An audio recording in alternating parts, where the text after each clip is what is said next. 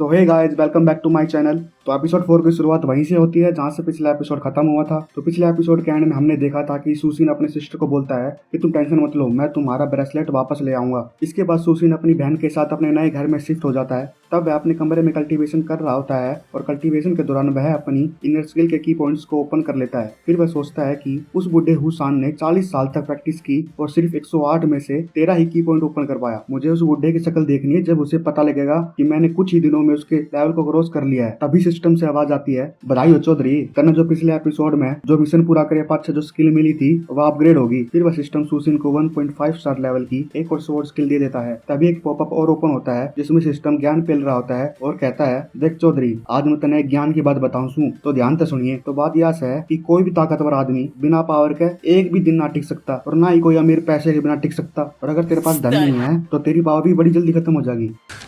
तू समझा? हाँ। नहीं, तू समझा नहीं।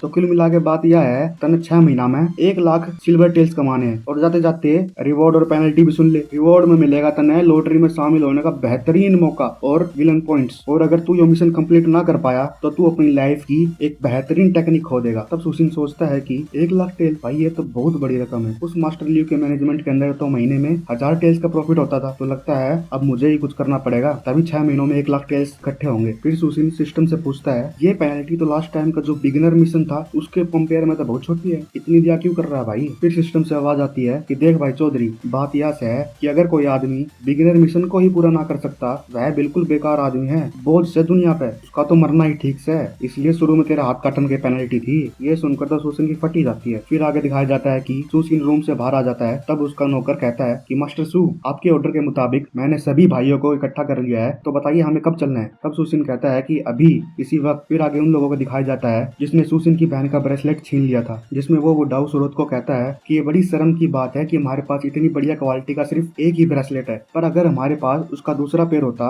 तो हम उसे ब्लैक मार्केट में बहुत ही ज्यादा कीमत में बेच सकते थे। तब वह औरत कहती है कि अगर मुझे पता होता है वह छोटी बच्ची किस फैमिली से बिलोंग करती है तो मैं किसी न किसी तरीके से उससे वह दूसरा ब्रेसलेट भी ले लेती। वो बात कर ही रहे होते हैं कि इतने महसूस उस शॉप में एंटर करते हुए बोलता है, अरे है क्या कोई इस दुकान का मालिक या किसी के भरोसे छोड़ कर जा रहा है। तभी उस औरत की नजर उस छोटी बच्ची पर जाती है। फिर वह उस बुढ़े के कान में कहती है, अरे मालिक, यह वही बच्ची है जो मेडिसिन लेने आई थी। ये सुनकर तो बुढ़ा खुशी के मारे बिल्कुल बावला हो जाता है और सोचता है कि अब तो वह उससे दूसरा ब्रेसलेट भी ले लेगा। फिर वह जोर से कुर्सी पर हाथ मारते हुए उस बच्चे पर चिल्लाता है, तुम साले गंदी नाली के कीड़े, लास्ट टाइम तेरी वजह से मेरी दुकान का जो नुकसान हुआ था उसकी भरपाई के लिए वो एक ब्रेसलेट काफी नहीं था, मुझे वो दूसरा ब्रेसलेट भी चाहिए। तब सुशीन की बहन कहती है कि मैंने तो ऐसा कुछ भी नहीं किया जिससे आपकी दुकान का नुकसान हो। फिर सुशीन उस बुढ़े से कहता है, ओ ये सब है ना दोगलापन है, मैं तेरा अभी ये दोगलापन निकालता हूँ। तू ऐसा कौन सा बिजनेस चलाने लग रहा है जो तुम्हें नुकसान की भरपाई के लिए इतनी बड़ी फंडिंग चाहिए, मतलब भाई दोनों ब्रेसलेट चाहिए। तब वह बुढ़ा एटीट्यूड में बोलता है, तो सार्क्स, मेरा ऐसी दवाई का बिजनेस है जो 50 साल की औरत को 25 साल की बना देगा। मेरी दुकान पर हर 2 मिनट में 100 टेल्स की इनकम होती है,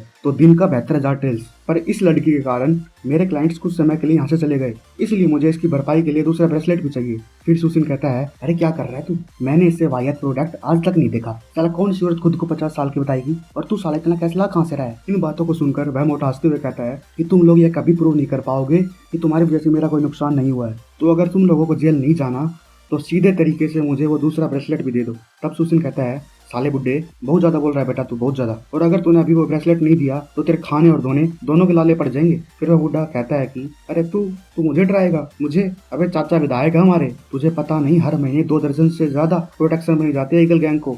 तब सुशीन अपने नौकर को अंदर बुलाकर कहता है, अरे छोटे, कोई याद कर रहा है तन्ने। फिर वह बुढ़ा उसे देखकर कहता है, अरे चाचा आप कैसे हो, बहुत दिनों से आपको नहीं देखा। पर वह उसको इग्नोर मारते हुए कहता है कि मास्टर सू, मैं आपके ऑर्डर का इंतजार कर रहा हूँ। फिर वह नौकर उस बुड्ढे को कहता है कि अरे तू तो बहुत चालाक हो गया है, तो सीधे मास्टर सू को ही ब्लैकमेल कर रहा है, तेने मरन की घनी जल्दी है तो बोलना है। ये सुनकर तो उस बुड्ढे की फटके 64 हो जाती है। फिर वह कहता है कि भैया, मेरा मुंह तो निकट गई, मैं अंधा था जो आपको पहचान नहीं पाया, प्लीज इस बार मुझे माफ कर दीजिए। तब सुशीन हंसते हुए कहता है कि माफी, और तुझे, तेरी तो मैं खाल तार लूंगा। फिर वह नौकर कहता है कि आप हुकुम दे सरकार, इसका तो मार मार के भूत बना देंगे। तब वह बुढ़ा कहता है कि मास्टर सू, प्लीज मुझे माफ कर दो, मैं वो ब्रेसलेट वापस कर दूंगा, चाहो तो मेरे सिल्वर टेल्स भी ले लो। फिर सुशीन अपने नौकर को इशारा करते हुए कहता है, ये बुढ़ा वैसे भी ज्यादा दिन ना जीने वाला, पर साले को इतना मारना कि मरने की भीख मांगे और इसे मौत भी ना मिले। इसे पता चलना चाहिए कि मेरी तरफ उठने वाली हर उंगली को ये सुशीन काट देता है। पर वह बुढ़ा मौत के सामने होने के बाद भी बोलता है कि अगर तुमने मुझे हाथ लगाया तो गवर्नमेंट तुम्हें कभी नहीं छोड़ेगी।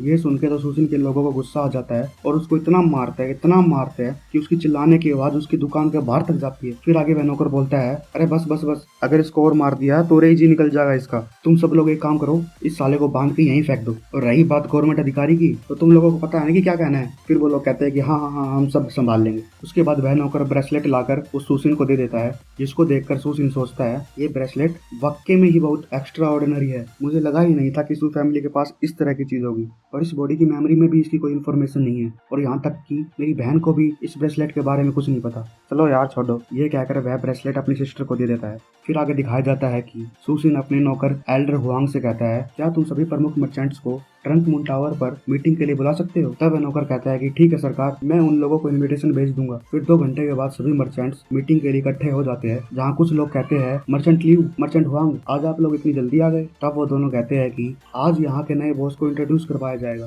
किसकी हिम्मत होगी कि यहाँ ना आए। फिर मर्चेंट लियू को दिखाया जाता है, जो मर्चेंट हुआंग से पूछता है, क्या तुम्हें पता है नया लीडर का स्वभाव कैसा है और उसका बैकग्राउंड क्या है। तब मर्चेंट हुआंग कहता है कि किसे पता उसका स्वभाव किस तरह का है, पर मुझे गुप्त सूत्रों से पता चला है कि हाल फिलहाल में उसने मेडिकल शॉप के ओनर को इतना मरवाया कि वो जान की भीख मांगने लगा। पर यह बात भी है, उस मामूली से मेडिकल ओनर का हम जैसे पावरफुल लोगों के सामने क्या औकात है। पर जो भी हो, मुझे लगता है मास्टर सू कितने ही हार्श क्यों ना हो, हम उनके अंडर सेफ रहेंगे। तब मर्चेंट लियू हंसते हुए कहता है, yes yes you are right, उन्होंने ही तो हमें लंच पे इनवाइट किया है। तभी सुसिन की एंट्री होती है और वह बड़ी ही हम्बल तरीके से कहता है, आदरणीय मर्चेंट्स, जैसा कि आप लोगों को पता है कि मैं यहाँ का अब नया लीडर हूँ, तो मुझे आप सब लोगों से ये आशा है कि आप सभी मुझे सपोर्ट करेंगे और मेरा साथ देंगे। ये देखकर मर्चेंट लियू हंसते हुए कहता है, master Su you are too kind, हमें विश्वास है कि हम अपनी प्रोटेक्शन और सेफ्टी के लिए आप पर पूरी तरह से भरोसा कर सकते हैं। फिर सुसिन कहता है, आई अप्रिशिएट योर पोलाइटनेस, और मैं आप सब लोगों को ये आश्वासन देता हूँ कि एक बार अगर हम आपसे प्रोटेक्शन मनी ले लेते हैं तो यकीन मानिए कि ईगल गैंग आपको कुछ भी नहीं होने देगी। वैसे अब हमें सिल्वर टेल्स और फिश की बातें डिस्कस कर लेनी चाहिए। ये सुनकर सभी मर्चेंट शौक के कारण सुसिन की ओर देखने लग जाते हैं। फिर मर्चेंट हुआंग अपनी बातों पर जोर डालते हुए कहता है, मास्टर सू ये गलत बात है, आप ऐसे फीस कैसे बढ़ा सकते हो, अभी इसी महीने तो फीस बढ़ाई थी। तब सुसिन उससे कहता है, अच्छा तो तुम्हें लगता है कि सिर्फ वो मास्टर लियू रूल्स चेंज कर सकता है, मैं नहीं। फिर सुसिन सभी को अपना डिसीजन सुनाता है कि मैं सुसिन अभी से आप सब लोगों की फीस कैंसिल करता हूँ, अब आप लोगों को मुझे सिल्वर टेल्स देने की कोई जरूरत नहीं। तब लोग सोचते हैं, ये क्या, आखिर सुसिन इतना काइंडनेस क्यों दिखा रहा है। फिर वह मर्चेंट लियू कहता है, मास्टर सू क्या ये किसी तरह का मजाक है। फिर सुसिन कहता है, अरे ना ना ना ना, बिल्कुल भी नहीं, मैं डेफिनेटली सभी तरह की फीस कैंसिल कर दूंगा, पर इसके बदले में तुम सब लोगों से हर महीने तुम्हारे बिजनेस का 10% शेयर लूंगा। सो गाइस, इसी के साथ हमारे एपिसोड समाप्त होता है, तो मिलते हैं अगले एपिसोड में, बाय।